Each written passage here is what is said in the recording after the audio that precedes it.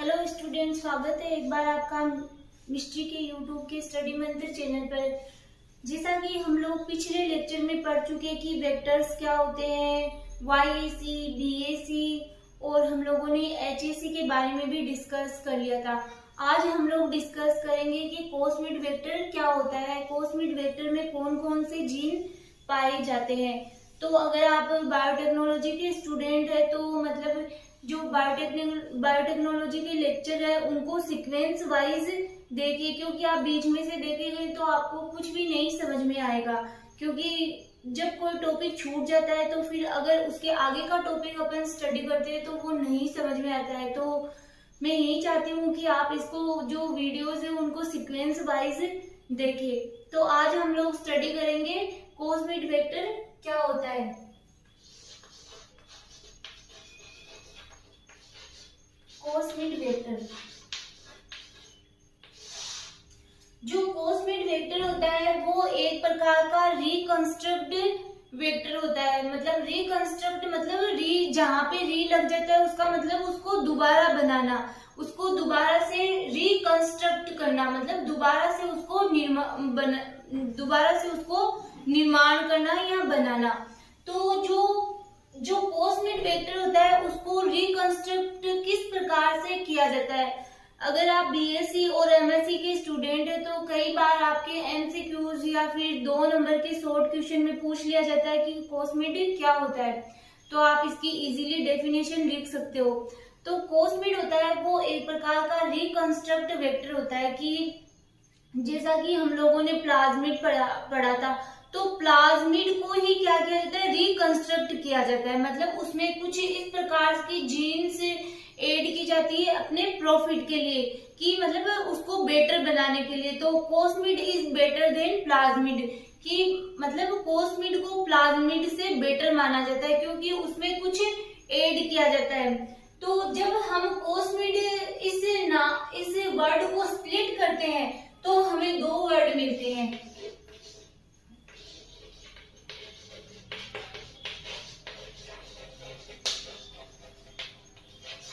कौन कौन से, एक तो कोस साइड, एक मिड, ठीक है। जब हम कोसमिड वर्ड को स्प्लिट करेंगे तो हम लोगों को ये 2 वर्ड मिलेंगे कि कोसाइड और मिड वर्ड। जो कोसाइड है वो कहां से मिलती है, लैम्डा फेज से कोसाइड को लिया जाता है। और प्लाज्मिड आप जानते हो प्लाज्मिड क्या होता है। जो प्लाज्मिड और कोसाइड को मिला के क्या बनाया जाता है, कोसमिड वेक्टर रेडी किया जाता है। अब जो सबसे पहले इसको डिस्कवर किया था कॉलिंस और उनके साथियों ने 1978 में इसको डिस्कवर किया था, कोसमिड को बनाया था। आगे हम लोग पढ़ते हैं कि इसमें कौन कौन से जीन प्रेजेंट होते हैं। तो कोसमिड होता है वो एक प्रकार का हाइब्रिड वेक्टर भी बोल सकते हैं इसको अपन, कि कोसमिड होता है कि वो एक प्रकार का हाइब्रिड वेक्टर होता है जिसमें कि क्या पाई जाती है कि लैम्डा फेज की कोसाइड पाई जाती है और बैक्टीरियल प्लाज्मिड का पार्ट पाया जाता है। तो हम लोग क्या बोल सकते हैं कि कोसमिड इज ए हाइब्रिड वेक्टर, एक प्रकार का हाइब्रिड वेक्टर होता है। अब हम लोग इसकी नॉर्मली अगर स्ट्रक्चर देखें कौन कौन से जीन पाए जाते हैं, इसमें क्या पाया जाता है कि जैसे कोसमिड है उसी प्रकार से एक वेक्टर और होता है फेजमिड, जिसको अपन हम लोग नेक्स्ट अपने वीडियो में डिस्कस करेंगे। जो फेजमिड होता है उसमें 2 replication origin of replication site पाई जाती है, बट जो कोसमिड होता है उसमें एक ही ओरिजिन ऑफ रेप्लिकेशन साइट पाई जाती है। ये है ORI, origin of replication site, जहां से रेप्लिकेशन स्टार्ट होता है।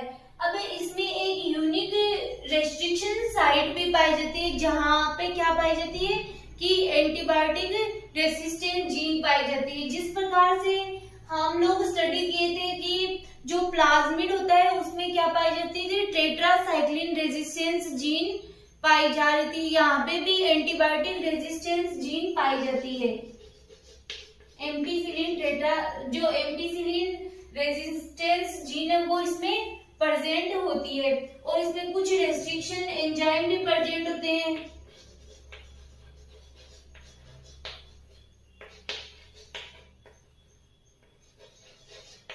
ये कुछ रेस्ट्रिक्शन एंजाइम इसमें प्रेजेंट होते हैं।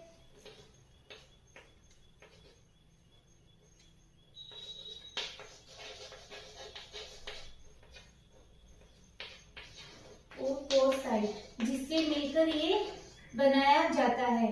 ठीक है, तो ये है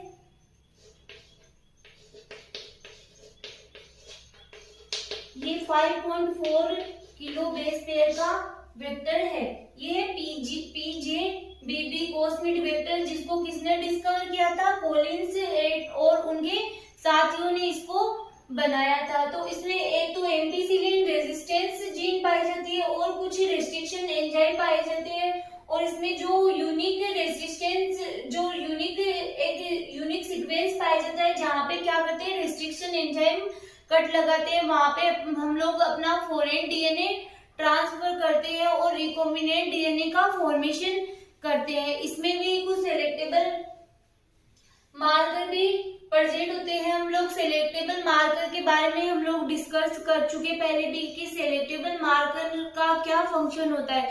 सेलेक्टेबल मार्कर के द्वारा हम लोग ट्रांसफॉर्मेटेड और नॉन ट्रांसफॉर्मेटेड सेल में डिफरेंस पता कर सकते हैं। मतलब जब हम लोग किसी फॉरेन डीएनए को किसी सेल में एंटर करवाते हैं तो वो सेल ट्रांसफॉर्मेटेड हुई है या नहीं हुई, मतलब रिकॉम्बिनेंट है या नॉन रिकॉम्बिनेंट, इसकी स्क्रीनिंग करने के लिए हम लोग सेलेक्टेबल मार्कर का यूज लेते हैं। तो इस प्रकार ये था आपके कोस्मिड वेक्टर।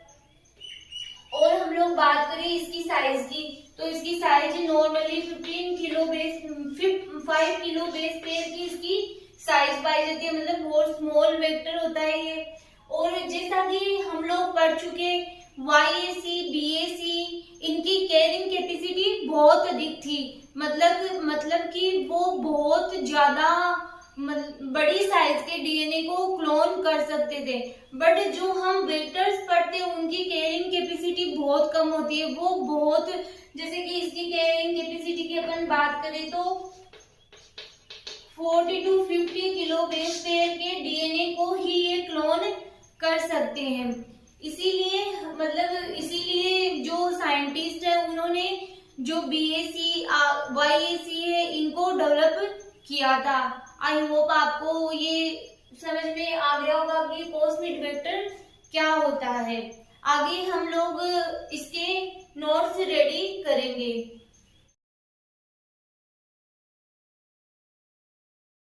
अभी बताया वो ही यहाँ पे नोट डाउन किया गया है ताकि आप अपने नोट्स प्रिपेयर कर सको।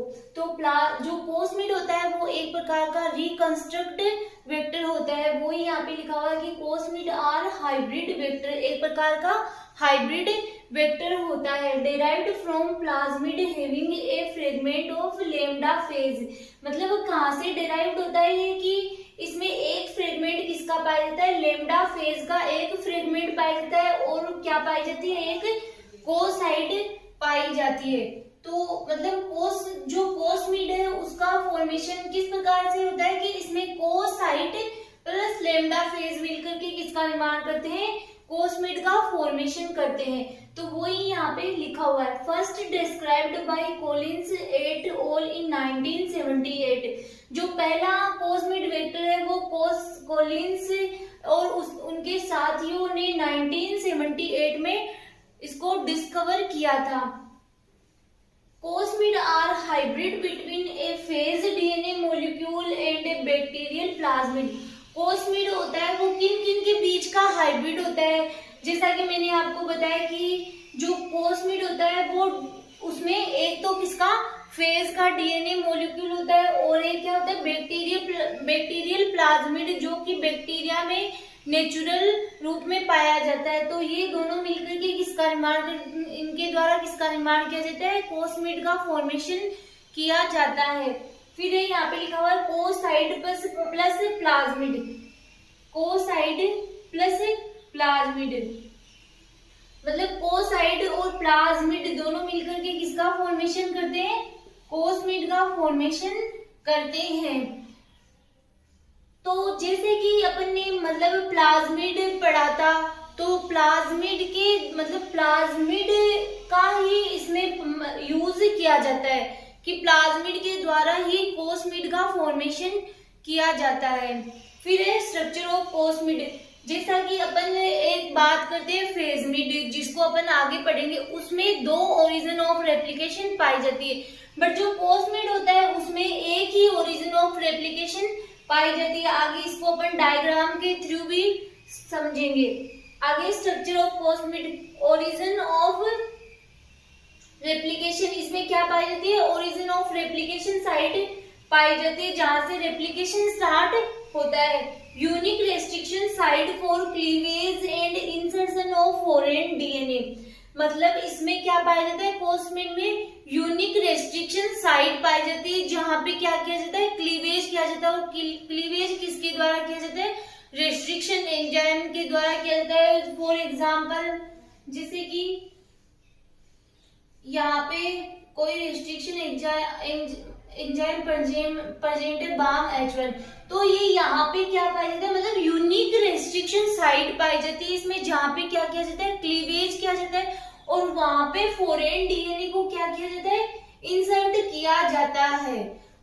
ठीक है, आगे है a selectable marker from a plasmid coding for antibiotic resistance. हम लोग पहले भी बात कर चुके हैं कि सेलेक्टेबल मार्कर का क्या फंक्शन होता है, सेलेक्टेबल मार्कर क्या होते हैं। आज फिर उसके बारे में अपन थोड़ा बहुत डिस्कस कर लेते हैं कि सेलेक्टेबल मार्कर एक इस प्रकार के जीन होते हैं या इस प्रकार की साइट होती है जो कि हम लोग मतलब ये मतलब उनके द्वारा इस बात का पता चलता है कि जो सेल है वो ट्रांसफॉर्म्ड है या नॉन ट्रांसफॉर्म्ड है। इसके लिए सेलेक्टेबल मार्कर का यूज किया जाता है। जैसे कि अपन ने प्लाज्मिड पढ़ा था, उसमें एक टेट्रासाइक्लिन जो एंटीबायोटिक रेजिस्टेंस जीन थी और उसी के मतलब उसी प्रकार इसमें भी क्या पाई जाती है, एंटीबायोटिक रेजिस्टेंस जीन पाई जाती है।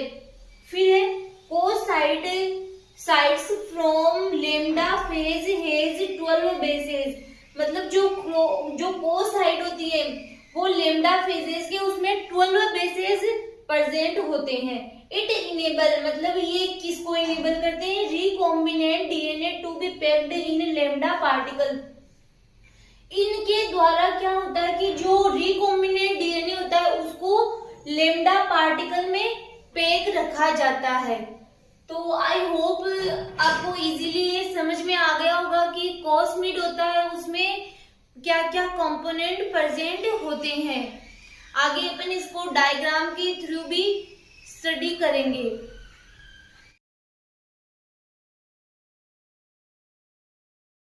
ये स्ट्रक्चर डिस्कस करने के बाद अब हम लोग इसके कैरेक्टर के बारे में डिस्कस कर लेते हैं कि जो कोसमिड वेक्टर होता है उसमें कौन कौन से कैरेक्टरिस्टिक प्रेजेंट होते हैं। तो यहाँ पे लिखा हुआ the typical features of a cosmid are, मतलब एक टिपिकल कोसमिड होता है उसमें कौन कौन से फीचर्स प्रेजेंट होते हैं, क्या क्या उसके कैरेक्टर होते हैं। Cosmid have a length of about 5 kilo base पे, मतलब जो कोसमिड होता है उसकी लेंथ कितनी होती है, 5 किलो बेस पे की इसकी लेंथ होती है। They can be used to clone DNA inserts of up to 40 to 50 kilo base pair, मतलब जैसा कि हम लोगों ने बात की थी कि जो आर्टिफिशियल क्रोमोसोम के बारे में हम लोगों ने पढ़ा था, तब मैंने आपको बताया था कि जो उनकी क्लोनिंग कैपेसिटी होती है या कैरिंग कैपेसिटी होती है वो बहुत अधिक होती है, बट जो वेक्टर्स होते हैं उनकी क्लोनिंग कैपेसिटी बहुत कम होती है। जैसा कि आप देख भी सकते हो यहाँ पे लिखा हुआ कि जो कोसमिड होता है उसकी क्लोनिंग कैपेसिटी कितनी कि 40 to 50 किलो बेस पेयर के डीएनए को ही क्लोन कर सकता है, मतलब कितनी कम इनकी कैरिंग कैपेसिटी हो सकती है होती है। These can be packed into lambda particle with infect host cells. These can be packed, इनको lambda particles में पैक किया जाता है और ये क्या करते हैं फिर होस्ट सेल को इन्फेक्ट करते हैं। इनको लेम्डा पार्टिकल में पैक किया जाता है और ये होस्ट सेल को इन्फेक्ट करते हैं। Selection for recombinant DNA is based on the procedure used for selection of plasmid. मतलब जो रिकॉम्बिनेंट डीएनए मतलब फॉरेन डीएनए का ट्रांसफर होने के बाद में जो रिकॉम्बिनेंट डीएनए बनता है उसकी प्रोसीजर सेम एज किसके समान होती है, प्लाज्मिड के समान ही उसकी प्रोसीजर होती है। जिस प्रकार से हम लोगों ने प्लाज्मिड में पढ़ा था कि किस प्रकार से रिकॉम्बिनेंट डीएनए का फॉर्मेशन हुआ, उसी प्रकार से सेम एज कोस्मिड में भी उसी प्रकार से रिकॉम्बिनेंट डीएनए का फॉर्मेशन होता है। फिर cosmid vectors are amplified and maintain in same ways as the plasmid. वो ही सेम जो यहाँ पे लिखा वो लिखा कि कोस्मिड वेक्टर होते हैं वो एम्प्लीफाइड और मेंटेन किए जाते हैं किस प्रकार से, उन सभी तरीकों से जिस प्रकार से प्लाज्मिड वेक्टर को मेंटेन किया जाता है उसी प्रकार से कोस्मिड को भी मेंटेन और एम्प्लीफाइड किया जाता है। अब हम लोग बात कर लेते हैं इसके डायग्राम की। कोस्मिड का जो वेक्टर होता है उसमें कौन कौन से रेजिस्टेंस जीन्स पाए जाते हैं और कौन कौन सी रेस्ट्रिक्शन साइट प्रेजेंट होती है। तो जैसा कि आप देख सकते हो यहाँ पे किसमें एम्पिसिलिन जो एंटीबायोटिक रेजिस्टेंस जीन पाई जाती है और ये कितने किलो बेस पेयर का है, 5.4 किलो बेस पेयर का है। और कौन सा पीजेबीबी, ठीक है, पीजेबीबी कोस्मिड वेक्टर है। तो इसके नीचे आप लिख सकते हो डायग्राम कोस्मिड वेक्टर। तो यहाँ पे जो ये क्या प्रेजेंट होती है, रेस्ट्रिक्शन साइड प्रेजेंट होती है। और यहाँ पे ये क्या है, लेम्डा डीएनए और कोसाइड, ठीक है, जिसको मिलाकर के ही इस प्लाज्मिड को कोस्मिड को रेडी किया गया इन दो साइड के द्वारा ही, ठीक है। ये यहाँ पे भी ये जीन प्रेजेंट होती है, साल 1 जीन प्रेजेंट होती है। यहाँ पे origin of replication site present होती है जहां से इसकी रेप्लिकेशन स्टार्ट होती है। तो आई होप आपको कोस्मिड वेक्टर भी इजीली समझ में आया होगा। तो आप आगे